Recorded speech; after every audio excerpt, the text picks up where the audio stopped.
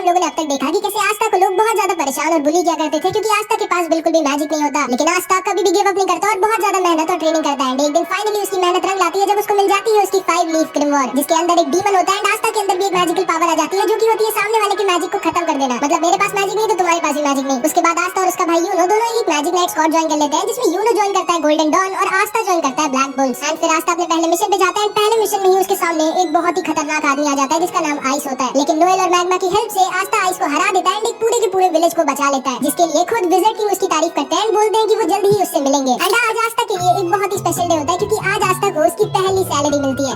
इतने सारे पैसे, ये मेरी पूरी जिंदगी की सैलरी है क्या? ये तुम्हें ज्यादा लग रहा है आस्था? हाँ और नहीं तो क्या, इतने में मैं मेरा पूरा चर्च साल भर खाना खाए। कैप्टन मैं आपको अपना सारा का सारा पैसा दूंगा, आप मुझसे लड़ाई करेंगे क्या? नहीं कैप्टन, मैं अपनी छोटी बहन मैरी से मिलने जा रहा हूँ। जाओ, मैं तो ढेर सारा खाना खाऊंगी। हाँ बस फटना मत, कुछ तो बोलो। इतना तो मैं दान दे दिया करती थी, जो मिला उस पे खुश रहो समझी, ज्यादा उड़ो मत। मेरे प्यारे आस्था, तुम अपनी पहली सैलरी से क्या करने वाले हो? डेट पे चलोगे क्या मेरे साथ? नहीं, मैं अपने सारे पैसे वापस चर्च भेज दूंगा और थोड़ा दूर हट के बात कर सकती हैं आप मुझसे। ओए आस्था बहुत अच्छे, तुम्हें अपना सारा का सारा पैसा घर भेज देना चाहिए, बहुत अच्छा कर रहे हो। हमें अपनी फैमिली के बारे में कभी नहीं भूलना चाहिए और उनका भी ख्याल रखना चाहिए। अब भी अपना सारा पैसा वापस भेजते हैं क्या मैग्मा सेंपाई? नहीं, मैं तो जुआ लड़ने जा रहा हूँ। कैसा आदमी है ये? आस्था देखो, वापस घर पैसे भेजना अच्छी बात होती है, लेकिन सारे पैसे भेजने की क्या जरूरत है? थोड़ा बहुत अपने लिए भी रख लो। लेकिन मैं करूंगा क्या इन पैसों का? मेरे साथ शॉपिंग चलो और क्या। उसके बाद आस्था नोएल और मैंने साथ ही का टाउन जा रहे होते हैं शॉपिंग करने। आस्था मुझे पकड़ना मत, ठीक है? मैंने कहा था मुझे पकड़ना मत गधे। असल में इतनी तेज हवा चल रही थी कि आस्था को लगा नोएल कह रही है उसे पकड़ लो। इसके बाद हम देखते हैं आस्था नोएल और वेनेसा तीनों टीका टाउन आ जाते हैं। आज भी आस्था इधर जिधर देख रहा होता है उसको मैजिक ही दिख रहा होता है एंड उसे वहाँ पे चार्मी भी दिखती है जो मस्त ठूस रही होती है। इतना सारा खाना जाता किधर है? एंड इधर हमेशा की तरह फिल्म एक लड़की को छेड़ रहा होता है जो इसको बजा देती है। नोएल फिर से सोचती है कैसे पागलों की टीम में हूँ मैं। उसके बाद ये तीनों ब्लैक मार्केट में जाते हैं जहाँ पर इन्हें सेके मिल जाता है। ओए सेके, याद है मैं तुम्हें, मैंने तुम्हारी बैंड बजाई थी? हाँ नहीं मतलब नहीं याद हो, कौन तुम? लेकिन तभी इन लोगों के पास एक बूढ़ी औरत का एक आदमी सामान चोरी करके भागने लगता है। आस्था उसके पीछे भागता है। ये दोनों इस बूढ़ी औरत के पास जाकर इसे कहते हैं आप चिंता मत करिए, आस्था के रहते वो आपका सामान लेके भाग नहीं पाएगा। आस्था के नहीं, मेरे रहते मेरी मैजिक बाइक से कोई भी नहीं भाग सकता। चिंता मत करो क्यूटीज, मैं अभी इस बूढ़ी औरत का पर्स लेके आता हूँ।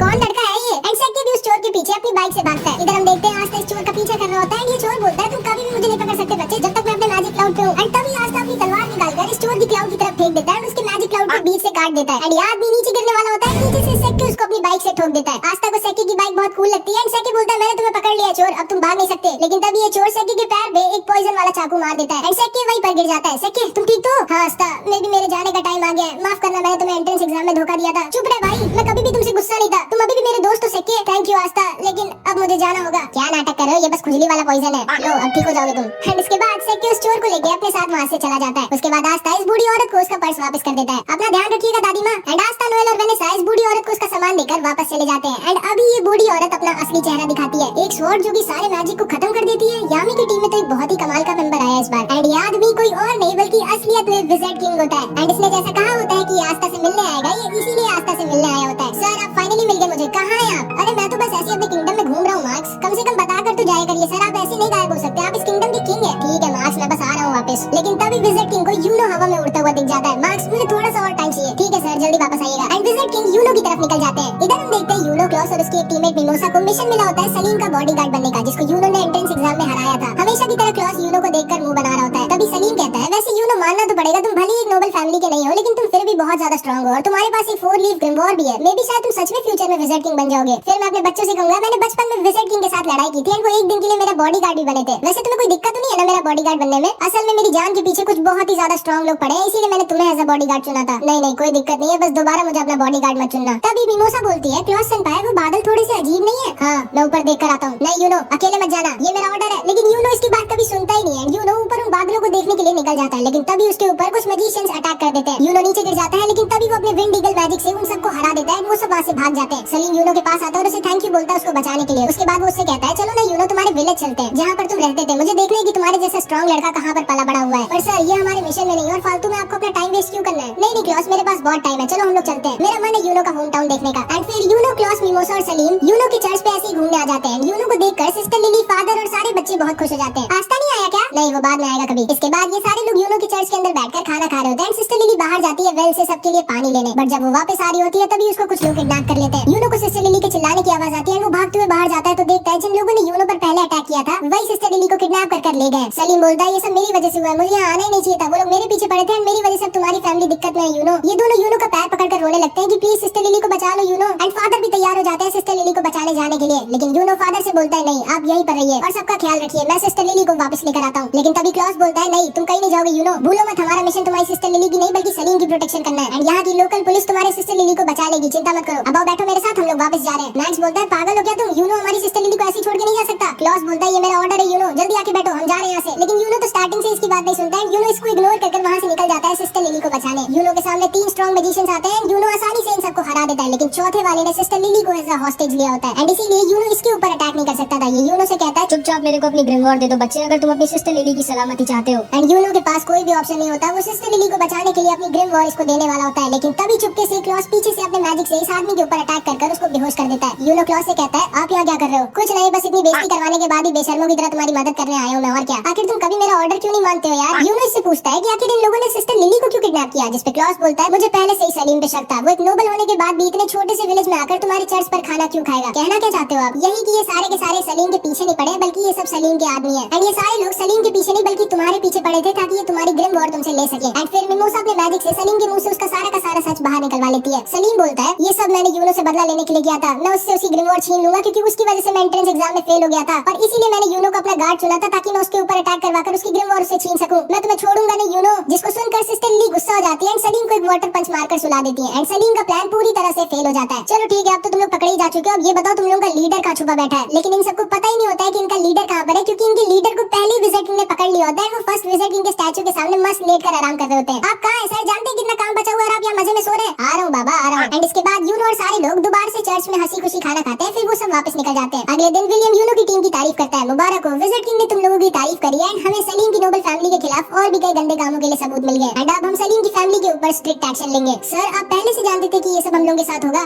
हाँ, और इसीलिए मैंने यूनो को अकेला नहीं बल्कि तुम दोनों को इसके साथ भेजा था। अब जाओ आराम करो, तुम लोगों ने अच्छा काम किया। एंड फिर ये तीनों वापस जाने लगते हैं। क्लॉस यूनो से बोलता है यूनो अगली बार तो मेरी बात मानोगे ना? हाँ, मुझे पता है तुम झूठ बोल रहे हो, आखिर ऐसा क्यों करते हो तुम? एंड यूनो उसे इग्नोर कर रहा होता है, जिसको सुनकर मिमोसा हंसने लगती है। इधर हम देखते हैं मैग्मा दोबारा से जुए में सब कुछ हार जाता है, अपने कपड़े तक हार जाता है एंड चार्मी हमेशा की तरह ठूस रही होती है। इधर दूसरी तरफ अचानक से एक बहुत बड़ा डंजन क्लोवर किंगडम और डायमंड किंगडम के बीच में ओपन हो जाता है। जिसको नहीं पता है मैं बता दूं, डंजन मतलब एक सीक्रेट टनल टाइप का होता है जिसके अंदर लोग खजाना यानी कि ट्रेजर छुपा के रखते हैं एंड अंदर बहुत सारे ट्रैप्स भी होते हैं, इसलिए थोड़ा डेंजरस भी होता है। मार्क्स विजिट किंग से कहता है सर मुझे आपको कुछ बताना है। मुझे पता है मार्क्स उस डंजन के बारे में, और मुझे ये भी पता है कि हमें किसको उस मिशन पर भेजना चाहिए। एंड इसके बाद हम देखते हैं ये सारे के सारे ब्लैक बुल्स के मेंबर आस्था की चिड़िया का नाम डिसाइड कर रहे होते हैं। मैं इसका नाम रखता हूँ मैग्ना फायर। बिल्कुल नहीं, बहुत ही गंदा नाम है। इसका नाम होगा जॉन स्नो। नहीं, ये चिड़िया है, कोई राजा थोड़ी ना है। इसका नाम रख देते हैं दारू। दारू कैसा रहेगा? आखिर इसका नाम रखने की जरूरत क्या है? मेरे को दे दो ना, मुझे बहुत टेस्टी लग रही है। मैं पहले डिसाइड कर चुका हूँ इसका नाम क्या होगा। इसका नाम होगा रेड ब्लैक चिड़िया। कभी आस्था की चिड़िया उसको मारने लगती है कि नहीं ये नाम तो बिल्कुल नहीं रखना है मुझे, लेकिन फिर लक बोलता है क्यों ना हम लोग इसका नाम मैरो रख दे। एंड इस चिड़िया को भी ये नाम पसंद आता है एंड इस चिड़िया का नाम मैरो पड़ जाता है। तभी वहाँ पर फेनरल के साथ यामी आ जाता है और सारे लोग यामी को देखकर बहुत खुश हो जाते हैं। यामी सबको बताता है हमारे किंगडम में एक नया डंजन मिला है। क्या? एक नया डंजन? वाओ, एक नया डंजन। लेकिन होता क्या है? जब तुम्हें पता ही नहीं है डंजन क्या होता है तो तुमने वाओ क्यों बोला? बस ऐसे ही। और ब्लैक बुल्स को जाना है उस डंजन को एक्सप्लोर करने। यामी सर मैं जाना चाहूंगा। हाँ तो तुम्हें जाना ही पड़ेगा क्योंकि विजिट किंग खुद चाहते हैं कि तुम जाओ। क्या विजिट किंग? लगता है विजिट किंग सर को मैं बहुत ज्यादा अच्छा लगने लगा हूँ एंड ऐसे ही चलता रहा तो अपने बाद वो मुझे विजिट किंग बना देंगे। याहू!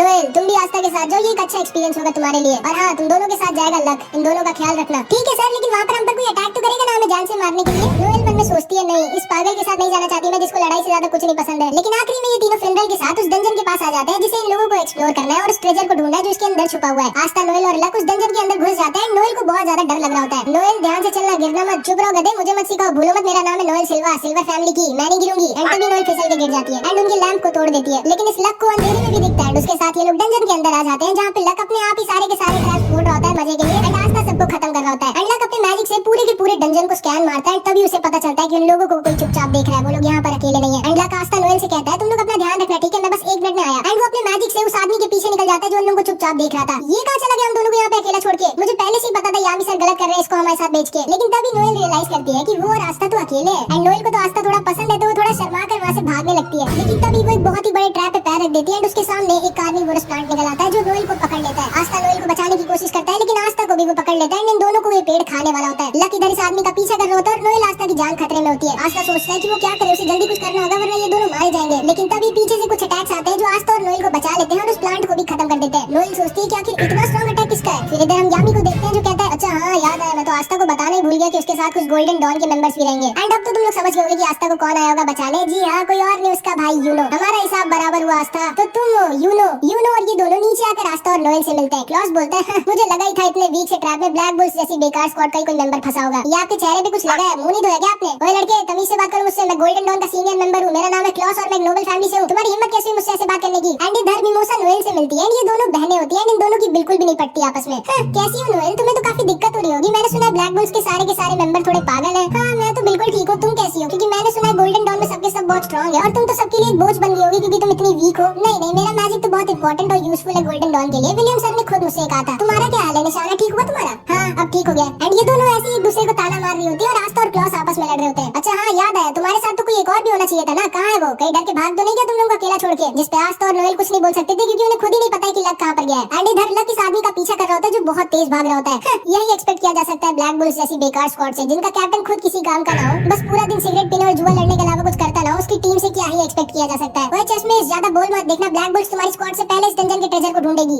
सपने में पहले अपने टीममेट को तो ढूंढ लो, उसके बाद ट्रेजर को ढूंढना। चलो यूनो और मिमोसा। एंड फिर यूनो, मिमोसा और क्लॉस निकल जाते हैं ट्रेजर को ढूंढने। आस्था नोएल से कहता है जल्दी चलो, हम हार नहीं सकते इन सबसे। एंड ये दोनों भी निकल जाते हैं ट्रेजर को ढूंढने, लेकिन इन लोगों को बाहर जाने का रास्ता ही नहीं मिल रहा होता है। तभी मैरो उड़ती है और इन लोगों को बता देती है लो ये रास्ता है, चलो निकलो यहाँ से। एंड ये दोनों भी वहाँ से निकल जाते हैं। इधर हम देखते हैं विज़र्ड किंग को एक सोल्जर बताता है कि डायमंड किंगडम ने भी कुछ मैजिक नाइट्स को डंजन को एक्सप्लोर करने के लिए भेजा है। लेकिन क्यों? जब वो डंजन क्लोवर किंगडम में खुला है तो डायमंड किंगडम के लोग क्यों आए? सर हमें जल्दी से कुछ करना चाहिए। चिंता मत करो मार्क्स, मैंने कुछ बहुत ही ज्यादा स्ट्रॉन्ग लोगों को उस डंजन में भेजा है, सब ठीक होगा। एंड विज़र्ड किंग ने बिल्कुल सही कहा होता है क्योंकि लक ने इधर अकेले ही सारे के सारे डायमंड किंगडम के मैजिक नाइट्स को हरा दिया होता है। एंड सिर्फ एक आदमी बचा होता है जिसका नाम लोटस होता है। तो मैं देख सकता हूँ तुम काफी स्ट्रॉन्ग हो बच्चे, तुमने तो अकेले ही मेरे सारे के सारे चेलों को हरा दिया। हाँ लेकिन तुम्हारे चेले बहुत वीक थे, तुम तो स्ट्रॉन्ग हो ना, क्योंकि मैं अभी किसी स्ट्रॉन्ग आदमी से लड़ने के लिए मर रहा हूँ। हाँ मैं स्ट्रॉन्ग तो हूँ लेकिन मैं यहाँ से भाग रहा हूँ क्योंकि मेरा लड़ने का मन नहीं अभी। लेकिन तभी लक इसके ऊपर अटैक कर देता है। लोटस अपना मैजिक दिखाता है जो कि होता है स्मोक मैजिक। तो तुम्हारे पास लाइटनिंग मैजिक है। तुम्हारी रोप से मुझे पता चल रहा है कि तुम ब्लैक बुल्स के मेंबर हो। मैं बता दूं कि मैं आज तक सिर्फ एक आदमी से ही फाइट में आ रहा हूँ जो कि तुम्हारा कैप्टन यामी है। कोई बात नहीं, आज तुम दूसरी बार हारोगे, अब आओ लड़ो ना मुझसे। लेकिन तभी अचानक से लक को कुछ अजीब सा लगता है। हाँ लगता है मेरे पॉइजन ने असर दिखाना स्टार्ट कर दिया। असल में इस पूरे टाइम लोटस हवा में अपनी मैजिक से एक पॉइजन रिलीज कर रहा होता है जिससे सामने वाले की स्पीड बहुत ज्यादा कम हो जाती है और सामने वाले को चक्कर भी आते हैं। एंड उस मैजिक की वजह से लक को भी चक्कर आने लगता है, वो वहाँ पर गिर जाता है। अब तुम आराम करो बच्चे, मेरे पास बहुत काम है, मुझे अपने लीडर को भी ढूंढना है। एंड ये कह के लोटस वहाँ से जाने लगता है, लेकिन तभी लक दोबारा से इसके ऊपर अटैक कर देता है। एंड इस बार वो पिछली बार से भी ज्यादा फास्ट होता है। कैसे? आखिर ये बच्चा अभी भी इतना तेज कैसे है? जिस पे लक बोलता है मेरे पास लाइटनिंग मैजिक नहीं है, मैं खुद लाइटनिंग हूँ और तुम बिजली को कितना भी स्लो कर लो आखिरी में वो रहेगी फास्ट ही। एंड तुम जा कह रहे हो? अभी तो हमारी लड़ाई शुरू भी नहीं हुई। एंड इधर हम देखते हैं क्लॉस, मिमोसा और यूनो उस डंजन के ट्रेजर गेट के पास पहुंच जाते हैं जहाँ पे उस डंजन का ट्रेजर रखा है। लेकिन तभी अचानक से लोटस का लीडर मिमोसा को पीछे से इंजर्ड कर देता है। कौन हो तुम? सामने से हटो मेरे। इस लड़के का नाम मार्स होता है। ये डायमंड किंगडम का प्रिंस होता है। ये बहुत ही ज्यादा स्ट्रॉन्ग होता है, आइस से भी ज्यादा स्ट्रॉन्ग। एंड इसके पास डायमंड मैजिक होता है। मिमोसा अपने आप को हील करने लगती है। यूनो और क्लॉस साथ में से लड़ रहे होते हैं लेकिन ये अकेला इन दोनों पर भारी पड़ रहा होता है। क्लॉस यूनो से बोलता है यूनो जल्दी मिमोसा को लेकर यहाँ से निकलो, मैं इसको रोक कर रखता हूँ। लेकिन आप अकेले इसके सामने नहीं टिकोगे, ये बहुत स्ट्रॉन्ग है। मैं जानता हूँ इसके सामने मैं नहीं टिकूंगा, ना तो हम दोनों साथ में इसके सामने टिकेंगे। लेकिन अभी हमें मिमोसा को बचाना होगा। तुम जल्दी से मिमोसा को यहाँ से लेकर निकलो और वापस बैकअप लेके आना। हम इस डंजन के ट्रेजर को डायमंड किंगडम के हाथ में नहीं लगने दे सकते। मैं एक डिकॉय की तरह इसको रोक कर रखता हूँ, तुम जल्दी जाओ और बैकअप लेके आना। लेकिन यूनो फिर से इसकी बात नहीं सुनता और कहता है नहीं, हम लोग एक टीम बनकर आए थे और हम लोग जाएंगे भी एक टीम बनकर। लेकिन मैं बता दूं कि यूनो अभी इसको अकेला नहीं हरा सकता क्योंकि ये बहुत ही ज्यादा स्ट्रॉन्ग है। एंड इधर हम देखते हैं कि इस आदमी ने धोखे से लक को पकड़ लिया होता है। ठीक है बच्चे, अब तुम्हारा मरने का टाइम आ गया है। एंड आस्था और नोएल भी इधर ट्रेजर को ढूंढ रहे होते हैं। एंड इसके बाद जो हुआ वो बहुत ही ज्यादा शॉकिंग था, जो कि हम अगले पार्ट में देखेंगे। इस पार्ट में इतना ही। आई होप कि तुमको वीडियो अच्छी लगी होगी। नेक्स्ट पार्ट में तब तो कुछ भी कमेंट जरूर से कर देना। और हाँ, ये मस्त सी एनिमे टी-शर्ट। इस वीडियो में इतना ही, मिलते हैं अगली वीडियो में। Bye bye.